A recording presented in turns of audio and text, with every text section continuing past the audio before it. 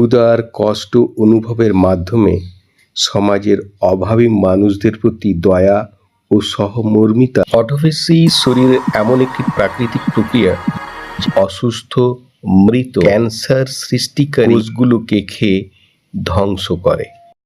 জাপানের প্রখ্যাত কোষবিজ্ঞানী Yoshinori Ohsumi 2016 সালে চিকিৎসা বিজ্ঞানে নোবেল পুরস্কার পান একটি বিস্ময়কর সত্য উন্মোচন করে, যাকে বলা হয় অটোফেজি। এই অটোফেজি কি? বিজ্ঞানের দৃষ্টিতে রোজাকেই অটোফেজি বলা হয়। এই রোজাই হলো অটোফেজি তত্ত্ব। অটোফেজি শরীরের এমন একটি প্রাকৃতিক প্রক্রিয়া যেখানে কোষ নিজেই নিজের আবর্জনা পরিষ্কার করে। অর্থাৎ যখন আমরা দীর্ঘ সময় ক্ষুধার্ত থাকি, তখন আমাদের শরীরের সুস্থ কোষগুলো অসুস্থ, মৃত বা ক্যান্সার সৃষ্টিকারী কোষগুলোকে খেয়ে ধ্বংস করে এবং তার বদলে নতুন কোষের সৃষ্টি হয়।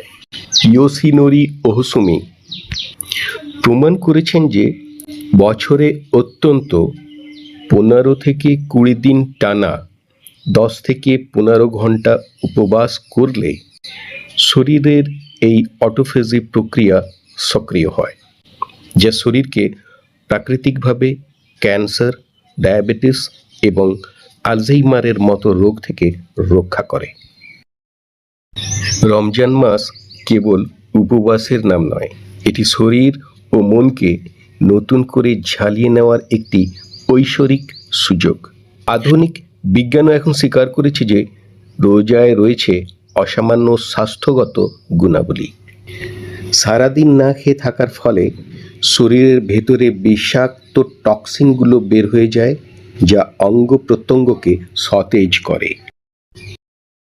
এই প্রক্রিয়া টানা 1 মাস করলে আমাদের পরিপাক তন্ত্র দীর্ঘক্ষণ বিশ্রাম পায়, যা পরবর্তীতে হজম প্রক্রিয়াকে আরও উন্নত করে।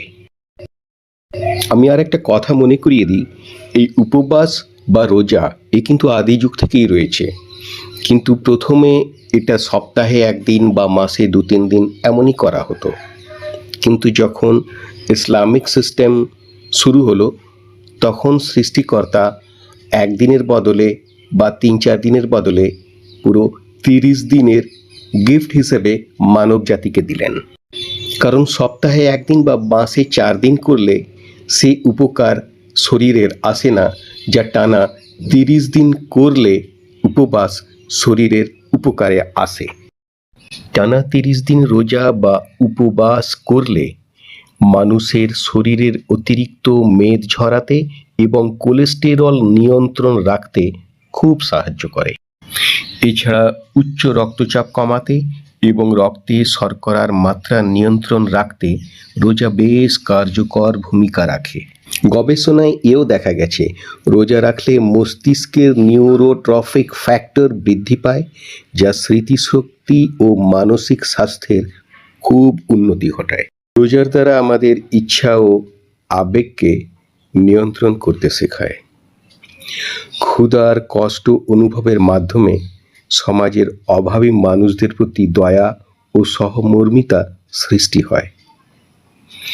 রোজা কেবল পেটকে ক্ষুধার্ত রাখা নয়, বরং আত্মাকে জাগ্রত করার আর এক নাম রোজা।